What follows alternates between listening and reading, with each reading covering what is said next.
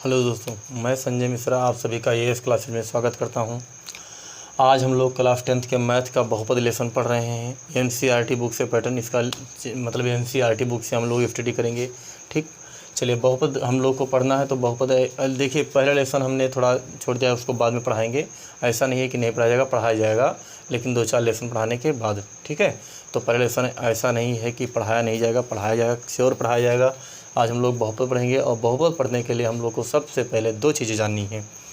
एक तो चर राशियाँ और अचर राशियाँ जान ले, और दूसरा बात पूर्णांक जान ले, पूर्णांक क्या होता है। ठीक है, तो चलिए देखते हैं हम लोग चर राशियाँ और अचर राशियाँ क्या होती हैं, थोड़ा समझते चलिएगा।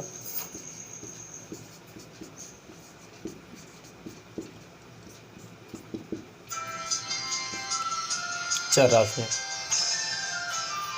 चलिए देखिए वह राशियाँ हम लोग डिफिनेशन लिखेंगे नहीं, वैसे आपको समझा दे रहे हैं चर राशियाँ होती क्या हैं। वह राशियाँ जिनका मान सदैव निरंतर बदलता रहता है, जिनका मान निरंतर बदलता रहता है उन्हें क्या कहते हैं, चर राशियाँ कहते हैं। ठीक, जैसे एक्स वाई जेड, जैसे X Y Z dot dot. जैसे मान लीजिए नाम है चर राशियाँ, मतलब ऐसी राशियाँ जिनका मान चलता रहता है, यानी जो चलती रहती हैं हमारी क्या कहलाती हैं, चर राशियाँ कहलाती हैं। जैसे मान लेते हैं कोई क्वेश्चन हमने सॉल्व किया, पता लगा x का मान 2 आया। अगला क्वेश्चन सॉल्व किया, पता लगा x का मान 5 आ रहा है। यानी ये देख रहे हैं कि एक्स वाई जेड जो हैं ये सदैव इनका मान बदल रहा है, तो इन्हें हम क्या कहेंगे, चर राशियाँ कहेंगे। इन्हें क्या नाम देंगे, चर राशियाँ नाम देंगे। ठीक, उसके बाद आती हैं अचर राशियाँ। कौन सी राशियाँ, अचर यानी आचर, यानी जो ना चले, यानी वह राशियाँ जिनका मान सदैव नियत रहता है उन्हें क्या कहते हैं, अचर राशियाँ कहते हैं। क्लियर, जैसे 5, 6, 7 डॉट डॉट डॉट, यानी जो नंबर हमारा चाहे जिस क्वेश्चन में हो वही नंबर हमारा काम करेगा। क्लियर, ये हो गया। उसके बाद एक आता है पूर्णांक। पूर्णांक क्या होता है इसको समझते हैं। तो पूर्णांक देखिए, पूर्णांक एक होता क्या है, जैसे मान लीजिए सीधी सीधी गिनती हो, जैसे अपान में ना हो, दशमलव में ना हो। ठीक है, जैसे मान लीजिए बटा में ना हो और दशमलव में ना हो, ना तो रूढ़ वगैरह में हो। बाकी जो गिनती होती है वो सब क्या है, पूर्णांक है। जैसे मान लेते हैं -10, -9, 0, 5, 3, 2 डॉट डॉट डॉट, ये सब आ गई, तो हमारी ये सब क्या हो जाएंगे, ये सब पूर्णांक है। ठीक है, ये सब क्या है, पूर्णांक है। अब भले जो ऋणात्मक है उनको हम कहेंगे ऋण पूर्णांक, नेगेटिव इंटीजर बोलेंगे, और जो धनात्मक है उनको क्या बोलेंगे, धन पूर्णांक, और बाकी हमारा 0 नंबर होता है। ठीक है, तो पूर्णांक क्लियर हुआ। यानी जो संख्या हमारी सीधी सीधी हो, मतलब अपान में जैसे हम बोले 1/2, तो ये हमारा क्या है, पूर्णांक नहीं है। 3.5 ये भी पूर्णांक नहीं है। ठीक है, लेकिन अभी हम पूछें 10/2, तो देखिए इससे कटेगा नहीं कटेगा, कट जाएगा, तो यानी ये पूर्णांक है। ठीक है, तो वो नंबर जो सीधा सीधा होते हैं उन्हें क्या कहते हैं, पूर्णांक कहते हैं। क्लियर हुआ। चलिए अब हम लोग अपना लेसन स्टार्ट करते हैं, बहुपद। ठीक है,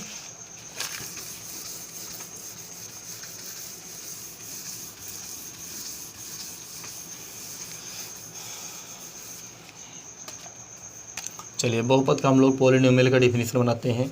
तो इसका बहुपद का हमारा डिफिनीशन क्या होता है, वैसे आप लोग अक्सर सुनते हैं कि नाम से ही लग रहा है कि बहुत से पद को बहुपद कहते हैं, जो कि बिल्कुल गलत है, ऐसा नहीं है। ठीक है, बहुपद क्या होता है, वह चर राशियाँ,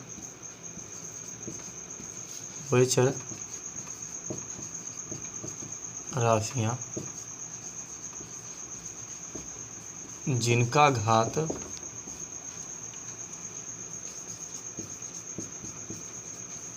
धनात्मक पूर्णांक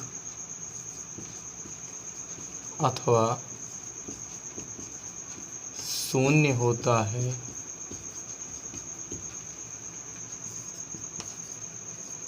बहुपद कहलाते हैं। मतलब थोड़ा एग्जाम्पल इसका देखिए, इसके डिफिनीशन में कोई दम नहीं है, खाली इसको पहचानना आना चाहिए कि कौन सा बहुपद है कौन सा बहुपद नहीं है। ठीक, तो क्या बताएं कि वह चर राशियाँ जिनका घात धनात्मक पूर्णांक अथवा शून्य होता है उन्हें क्या कहते हैं, बहुपद कहते हैं। ठीक है, जैसे हमने चर राशियाँ यानी यक्स लिख दे। अब हम पूछे क्या यक्स बहुपद है, तो बिल्कुल है। क्यों? क्योंकि इसका घात इस समय क्या है? 1 है। हम पूछें कि y एक हमारा चर राशियाँ है और ये पूछा जाए कि y का घात 4, तो ये बहुपद है? बिल्कुल है। पूछे z लिख दें, z का घात हमने 10 लिख दिया, हमने पूछा बहुपद है? बिल्कुल बहुपद है। उसके बाद हम पूछें कि मान लीजिए x लिखें इसका घात 10 और y लिखें इसका घात 3, तो बहुपद है? हाँ है। क्यों? क्योंकि x का भी घात धनात्मक पूर्णांक है और y का घात भी धनात्मक पूर्णांक है, तो ये हम सब हमारे क्या कहलाएंगे? बहुपद कहलाएंगे। ठीक है, यानी हम ये देखेंगे कि जो चर राशि हो उनका घात क्या हो? धनात्मक पूर्णांक हो, ना कि ऋणात्मक हो। तो ये सब हमारे क्या है? बहुपद है। ठीक, और थोड़ा देखते हैं, पहचानना सीखते हैं। जैसे मान लीजिए लिख दिए 1/x + y।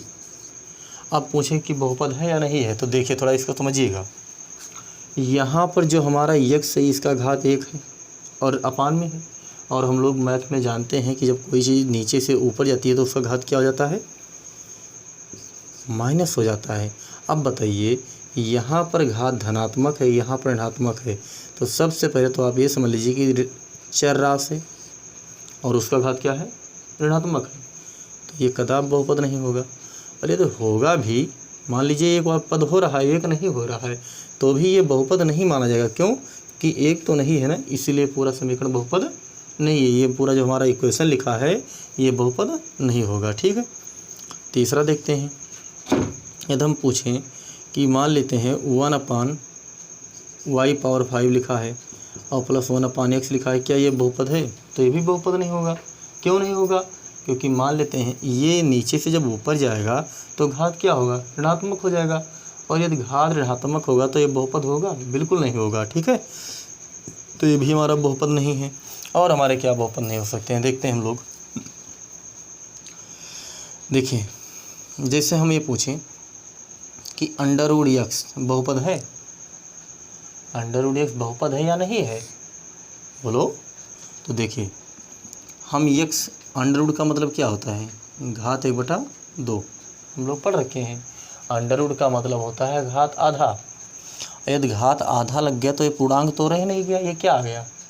परमीय आ गया, पूर्णांक नहीं रह गया। और हमारे डिफिनीशन में क्या है?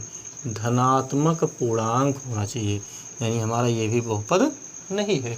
ठीक है, हम ये देखेंगे कि घात कैसा हो? धनात्मक पूर्णांक हो। ठीक, चलिए और नंबर देखते हैं। √x हो गया।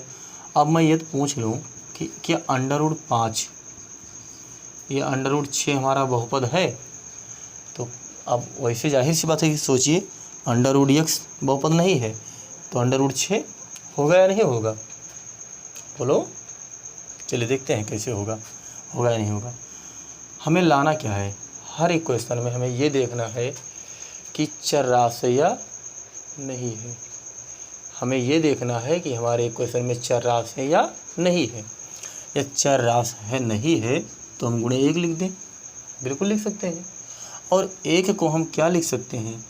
किसी भी संख्या का घात 0 लिख सकते हैं? नहीं लिख सकते हैं, हम लोग जानते हैं। और यदि नहीं जानते तो आज ही जान लीजिए इसको। कोई भी संख्या हो, चाहे वो माइनस हो, चाहे प्लस हो, चाहे जैसी हो, माइनस अनंत भी हो, कुछ भी हो, किसी भी संख्या का घात 0 मान लेते हैं या -z लिख दें, कोई भी संख्या लिख दें, तो उसकी वैल्यू क्या होती है? सदैव 1 होती है। ठीक, यानी कोई संख्या है तो उसका घात 0 लिखा है तो उसका मान क्या होगा? 1 होगा। तो यानी यहाँ 1 था तो हमने क्या लिखा? x का घात 0। ठीक, क्या लिखा? x का घात 0। तो क्या आ जाएगा? अब हम ये देख रहे हैं कि इसमें चर राशि आ गया या नहीं आ गया? आ गया। और चर राशि का घात क्या आ गया? 0 आ गया, जबकि 0 हमारे डिफिनीशन में है, तो ये हमारा बहुपद है। ठीक है, अगला देखते हैं। क्या √5 बहुपद है? बिल्कुल है। क्यों? क्योंकि x 1 लिखेंगे और 1 को तुरंत क्या लिखेंगे? x का पावर 0 लिखेंगे या y का पावर 0 लिखेंगे, ये हमारा क्या बन जाएगा? तुरंत बहुपद बन जाएगा। ठीक है, ऐसे हम लोग बहुपद को पहचानेंगे, देखेंगे हमारी जो चर राशियाँ हैं वो क्या हैं, धनात्मक पूर्णांक हैं या नहीं हैं। ठीक है, ऐसे हम लोग चेक कर लिया करेंगे। और ये जानना बहुत कंपलसरी है कौन सा बहुपद है कौन सा नहीं। ठीक, तो आज हम लोग क्या सीखे? चर राशियाँ। ठीक।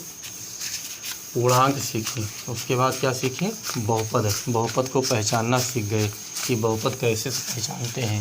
हम लोग क्या देखते हैं बहुपद के लिए, बहुपद के लिए देखते हैं कि जो चर राशि है उसका घात कैसा है, पूर्णांक है या नहीं है। ये तो पूर्णांक है तो कैसा पूर्णांक है, धनात्मक है या ऋणात्मक है। ठीक, इसको पहचाने गए।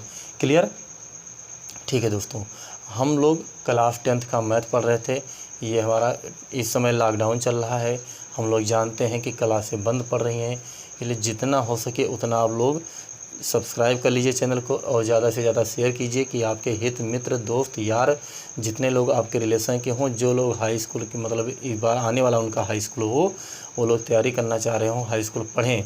ठीक, ये आपकी निःशुल्क सुविधा दी जा रही है, इसका कोई शुल्क नहीं है, बस केवल सिर्फ और सिर्फ इतना मकसद है कि आप लोग पढ़ाई अपनी कंटिन्यू रखें, पढ़ाई ना बंद करें। ठीक है, इस समय कोई काम नहीं है तो सबसे बड़ा काम कर लीजिए, क्लास कर लीजिए अपनी। ठीक है, ओके दोस्तों, गुड बाय, गुड नाइट।